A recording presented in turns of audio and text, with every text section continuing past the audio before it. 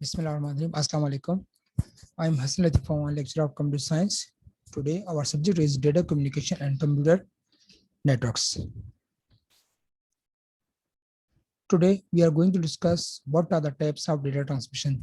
So, there are two types of data transmission: asynchronous transmission and synchronous transmission. If you're going to discuss types of data transmission, let's first discuss what is synchronization. What is synchronization? In general, the operation or activity of two or more things at the same time or it is called synchronization. General synchronization किसे बोलते हैं? ऐसा operation है, ऐसी activity जो दो चीजों के दरमियान की जाती है एट द सेम टाइम, ऐसे प्रोसेस को हम बोलते हैं this is called synchronization. But in computer science the data synchronization is the process of establishing consistency among data from source to target data storage and vice versa. Computer science में data synchronisation किसे बोलते हैं? ऐसा process जो कि ऐसा data जो कि सोर्स से जो टारगेट को रिसीव होता है, ऐसा डेटा हम कहते हैं. कंप्यूटर साइंस में लिखा था कि डेटा सिंक्रोनाइजेशन किसे बोलते हैं? ऐसा प्रोसेस जो कि एक डेटा के दरमियान ऐसे डेटा जो को ट्रांसफर हो रहा है और उसमें सेंडर से रिसीवर के दरमियान जब वो पहुंचता है तो पहुंचने में उसकी कंसिस्टेंसी को चेक किया जाता है कि उसकी कंसिस्टेंसी कैसे, उसकी कंसिस्टेंसी कंटेन है, सही तरह से डेटा सेंड हो रहा है. तो ऐसे प्रोसेस को हम बोलते हैं this is called data synchronization. Okay, what is bit synchronization? Determining the boundary means start and end of signal set is known as bit or clock synchronization. किसी भी ट्रांसमिशन के अंदर, किसी भी ट्रांसमिशन में उसके स्टार्ट और एंड सिग्नल्स को डिटरमाइन करने की प्रोसेस को हम बोलते हैं दिस इज कॉल्ड बिट्स और क्लॉक सिंक्रोनाइजेशन.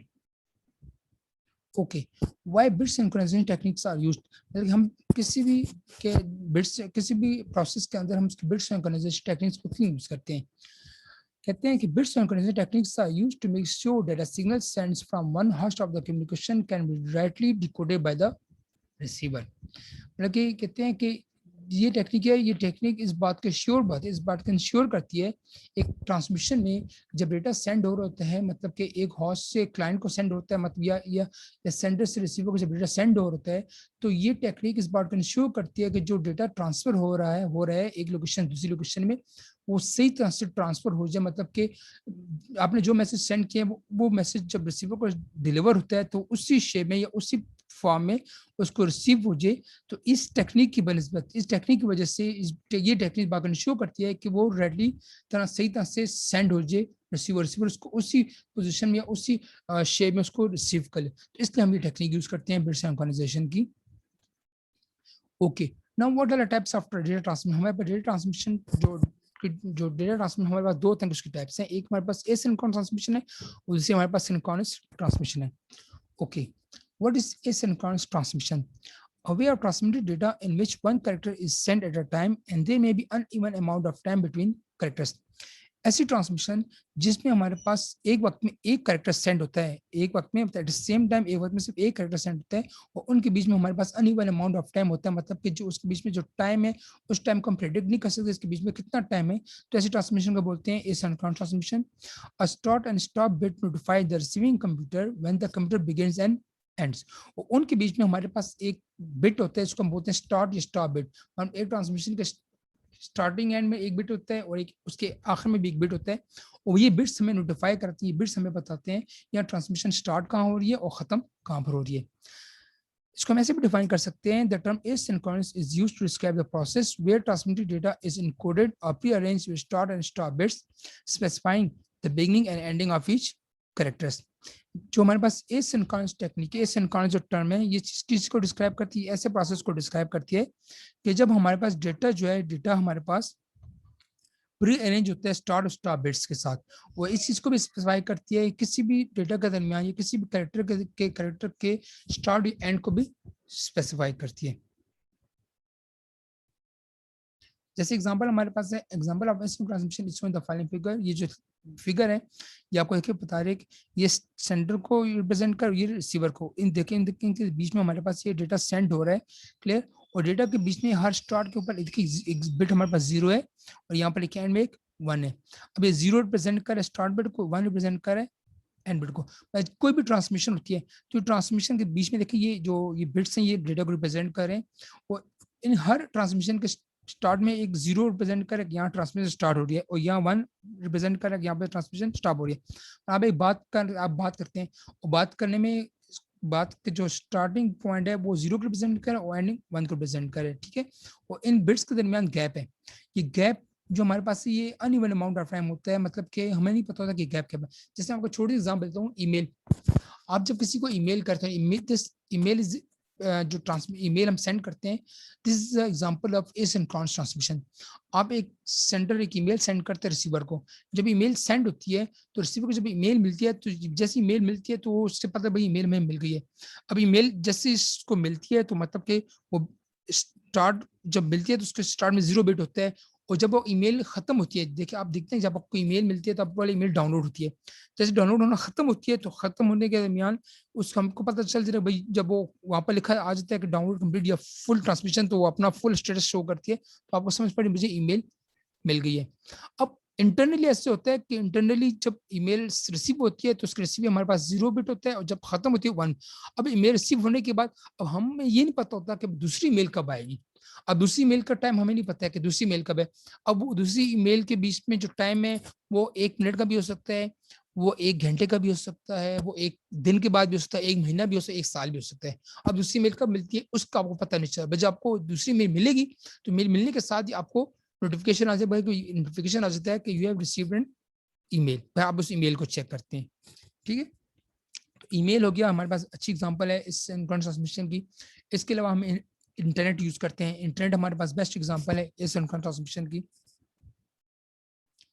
ओके, ये देखिए ये रिप्रेजेंट कर स्टार्ट रिप्रेजेंट कर स्टॉप बिट को रिप्रेजेंट कर रहे हैं, ये पिक्चर मैंने दी हुई है। अच्छा, इसके अलावा ओके देखते हैं, कहते हैं without synchronization the receiver can not use timings to predict when the next group will arrive. जैसे मैंने बताया कि सिंक्रोनाइजेशन के बगैर रिसीवर इस उस टाइम को प्रेडिक्ट नहीं कर सकता कि दूसरी ईमेल या दूसरा हमें जो मैसेज है वो कब रिसीव होगा।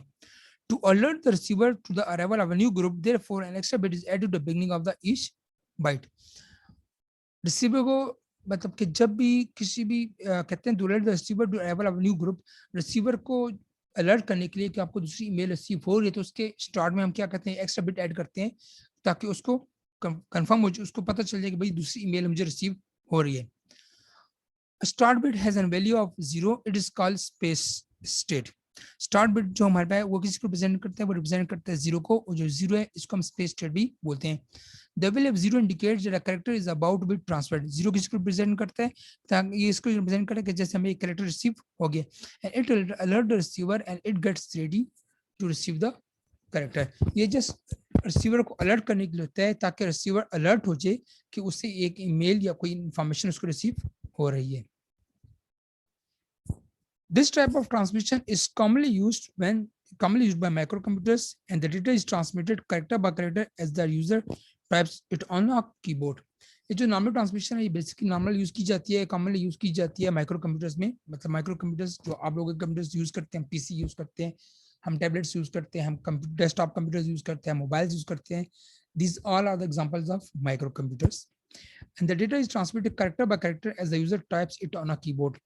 ये बता रहे हैं कि जैसे कि हम अपने कीबोर्ड के ऊपर से कोई भी डेटा इंटर करते हैं, तो जैसे आप कोई कीबोर्ड से कोई कीपैड से आप कोई कैरेक्टर पुट करते हो, इंटर करते हो, तो आप देख सकते हैं, लेट्स सपोज आप कोई भी लिखते हैं, लेट्स सपोज आप लिखते हैं कंप्यूटर, तो आप पहले सी रिप्रेजेंट पुट प्रेस करते हैं, फिर ओ प्रेस करते हैं, फिर एम, फिर पी, फिर यू, फिर टी, फिर ई, फिर आर। अब हर कैरेक्टर को प्रेस करने के बीच में गैप आ रहा है, ठीक है। तो ये भी एग्जांपल हमारे पास एसिंक्रोनस ट्रांसमिशन की। A gap is represented by an idle line rather than by additional stop bit. ये gap है ये represent कर रही है किसको, idle line को। An additional bit is called a parity bit is sometimes included at the end of each byte to allow for error checking. हर एक transmission के बीच में हर एक बिट के आखिर में एक और बिट ऐड किया जाता है, पैरिटी बिट। पैरिटी बिट किस चीज को रिप्रेजेंट करता है, पैरिटी बिट इस चीज को इंश्योर करता है कि आपकी ट्रांसमिशन जो आपको जो कैरेक्टर सेंड किया है उसके में कोई एरर ना आए। तो एरर को चेक करने के लिए जो बिट यूज किया जाता है, इस बिट को हम बोलते हैं, this is called parity bit. If start bit has a value 1, it indicates that the line is an ideal and is also called mark sheet. अगर आपके पास जो स्टार्ट बिट है अगर उसमें 1 आ जाए, ठीक है, तो 1 का मतलब कि इंडिकेट लाइनेज एड्रेस का मतलब ये है कि अभी कोई भी ट्रांसमिशन नहीं हो रही, और इसको हम मार्क शेड भी बोलते हैं। Normally this transmission is slow as compare to, हम बात करते हैं कि सिंक्रोनस ट्रांसमिशन की कंपैरिजन हम करें तो हम कहते हैं ये जो ट्रांसमिशन है एसिंक्रोनस ये थोड़ी सी स्लो होती है as compare to synchronous transmission. Example हमारे पास फाइल ट्रांसफर, आप कोई भी फाइल ट्रांसफर करते हो यूएसबी से या कोई भी ट्रांसफर करते हो, अब हमारे पास ईमेल्स हो गई, हमारे पास वर्ल्ड वाइड वेब जो हमारे इंटरनेट है, ये एग्जांपल है हमारे पास एसिंक्रोनस ट्रांसमिशन की। The connection of a keyboard to a computer is a natural application for asynchronous transmission. A user types only one character at a time, types extremely slow in data processing terms, and leaves unpredictable gap of time between each character. जैसे मैंने आपको example दी थी पहले कि अगर आप keyboard से कोई नेम या कोई इन्फॉर्मेशन पुट करते हैं, तो इन्फॉर्मेशन पुट करने की कीबोर्ड से हम जो बटन प्रेस करते हैं, इनके दरमियान हमारे पास an even amount of time होता है। आप इस टाइम को बढ़ा भी सकते हैं, कम भी कर सकते हैं, बट इसके बीच में हमारे पास गैप जरूर आता है। Clear? Okay, what is synchronous transmission? The term synchronous is used to describe a continuous and consistent time transfer of data blocks. जो सिंक्रोनस ट्रांसफर जो हमारे पास बेसिकली जो सिंक्रोनस टर्म है, किस चीज को डिस्क्राइब कर, ये वर्ड किस चीज को डिस्क्राइब करता है? ये उस प्रोसेस को डिस्क्राइब करता है कि जब डेटा ट्रांस जब भी हमारे पास कोई डेटा, उस डेटा को डिस्क्राइब करता है कि जो डेटा ट्रांसफर होता है कंटिन्यूस या कंसिस्टेंटली, ठीक है, ऐसा डेटा जो कि कंटिन्यूस या कंसिस्टेंटली सेंड होता है, मतलब उसके बीच में ना गैप आता है, वो कंप्लीटली डेटा कंटिन्यूस ट्रांसफर हो होता है, तो ऐसे डेटा को हम बोलते हैं this is called synchronous transmission. In the synchronous mode, the saved data is transmitted block by block. Synchronous mode हमारे पास डेटा, तो डेटा किस ट्रांसमिट को ब्लॉक बाय ब्लॉक ट्रांसमिट होता है, एंड ईच ब्लॉक में कंसिस्ट ऑफ मेनी कैरेक्टर्स, और एक ब्लॉक में हमारे पास मेनी कैरेक्टर्स मौजूद हो सकते हैं। In synchronous transmission, we send bits one after another without start-stop bit or gaps, and it is responsibility of the receiver to group the bits. Synchronous transmission में हमारे पास जितने भी बिट्स हैं वो एक के बाद दूसरा बिट सेंड होता है, उसमें ना हमारे पास स्टार्ट बिट होता है ना हमारे पास एंड बिट होता है, उन कोई इसके बीच में हमारे पास कोई गैप होता है, और ये रिसीवर की रिस्पॉन्सिबिलिटी होती है कि जब वो डेटा को रिसीव करेगा तो रिसीव करने के बाद वो क्या करे, उसको रीअरेंज कर ले, उन ग्रुप्स को रीअरेंज करें। These types of connection are used when large amount of data must be transferred very quickly from one location to another. ऐसी जो हमारे पास ट्रांसमिशन है, ये तब यूज की जाती है, ये कनेक्शन तब यूज किए जाते हैं कि जब हमारे पास एक लार्ज अमाउंट ऑफ डेटा हो, उसको हमें बहुत तेजी वेरी क्विकली हमें इसको सेंड करना, जल्दी से हमें सेंड करना हो, तो जल्दी से उसको सेंड करने के लिए बड़े अमाउंट ऑफ डेटा जब हमारे पास हो, तो ऐसी ट्रांसमिशन के लिए हम यूज करते हैं synchronous transmission. The speed of the synchronous connection is attained or get by transferring data in large block instead of individual characters. और ये स्पीड जो हमारे पास सिंक्रोनस कनेक्शन की जो स्पीड है, इसको हम तब भी गेट कर सकते हैं जब हमारे पास लार्ज डेटा को हम सेंड करें एक ब्लॉक में, बजाय इसके हम इसको one by one character bye character send करें। अगर हम उसको ब्लॉक में सेंड करेंगे फिर ही हम उसकी स्पीड को गेट कर सकते हैं, उसके स्पीड को मेंटेन कर सकते हैं सिंक्रोनस कनेक्शन की, मतलब उसको हम अचीव कर सकते हैं। देखिए एग्जांपल है हमारे पास सेंडर रिसीवर की, इसमें डेटा हमारे पास सेंड हो रहा है in the form of groups, पर इन ग्रुप्स के बीच में कोई हमारे पास गैप नहीं है, ये कंटिन्यूसली कंसिस्टेंटली ये सेंड हो रहा है सेंडर से रिसीवर के दरमियान। तो लाजमी बात है जब हमारे पास कोई गैप नहीं है, वो कंसिस्टेंटली ये कंटिन्यूसली सेंड हो रहा है, तो लाजमी बात है इसमें हमारे पास स्पीड भी गेट होगी, और इसमें हमारे पास एक लार्ज ग्रुप ऑफ डेटा को हम एक साथ हम उसको सेंड कर सकते हैं। इसलिए हम कहते हैं कि this type of transmission is faster than asynchronous transmission. The sender puts his data on the line as one long string. The receiver count the bits as they arrive and group them into 8 bits units. Sender जो हमारे पास उस data को send करता है एक long string में, ठीक है, एक कंटिन्यूसली एक स्ट्रिंग में उसको सेंड करता है। जब रिसीवर को डेटा रिसीव हो जाए तो फिर रिसीव होने के बाद उसको दोबारा रीअरेंज करके उसको 8 बिट्स में कन्वर्ट करता है। In synchronous transmission, a special communication device known as synchronized clock is required to schedule the transmission of information. Synchronous transmission में एक डिवाइस हमारे पास रिक्वायर होती है कि जो दोनों एंड में, सेंडर एंड में भी और रिसीविंग एंड में भी चाहिए होती है, कि जब उसको डेटा रिसीव होता है तो रिसीव होने के बाद रिसीवर को रिसीव होने के बाद उस डिवाइस के जरिए, उस स्पेसिफिक डिवाइस के जरिए जिसको हम सिंक्रोनाइज क्लॉक भी बोलते हैं, उस सिंक्रोनाइज क्लॉक डिवाइस के जरिए वो डिवाइस क्या काम करती है, डेटा को दोबारा सिंक्रोनाइज करती है, उसको बिट्स में 8 बिट्स में कन्वर्ट करके और रीअरेंज करके फिर रिसीवर को देती है। Timing is supplied by modem or other devices at each end of the connection. जो टाइमिंग्स है, टाइमिंग जो हम कहते हैं जो सप्लाइड करते हैं, ये बेसिकली हमारे मोडेम में दूसरी डिवाइस होती है जो हर कनेक्शन के एंड में लगी होती है, जो उसको रीअरेंज करके आगे फॉरवर्ड करती है। एग्जांपल हमारे पास इथरनेट हो गया, प्रिंटर हो गया, हमारे पास यूएसबी प्रोटोकॉल हो गई, ये एग्जांपल हमारे पास सिंक्रोनस ट्रांसमिशन की। इसके अलावा real time streaming media, for example IP telephone या वीडियो कॉन्फ्रेंसिंग, इंटरनेट चैट, ये तमाम हमारे पास जो एग्जांपल्स हैं, हमारे पास एग्जांपल है सिंक्रोनस ट्रांसमिशन की। अगर मैं सिंबल बताऊं कि सिंक्रोनस ट्रांसमिशन रियल लाइफ में एग्जांपल दूं, दो बंदे जब आपस में एक सामने अपने सामने बात करते हैं, दूसरे के सामने फेस टू फेस जो बात करते हैं, दो पर्सन्स, ठीक है, जब बात करते हैं फेस टू फेस दूसरे के सामने खड़े होकर, तो this type of transmission is called synchronous. ये हमारे पास सिंक्रोनस ट्रांसमिशन एग्जांपल है।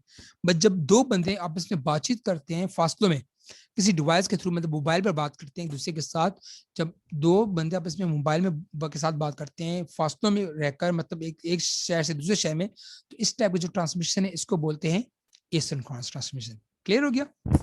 तो यहाँ तो कोई क्वेश्चन हो आप मुझसे कर सकते हैं इस ट्रांसमिशन के बारे में, और यह लेक्चर मैंने आपके पोर्टल पे अपलोड कर दिए। Thanks for watching. अस्सलाम वालेकुम।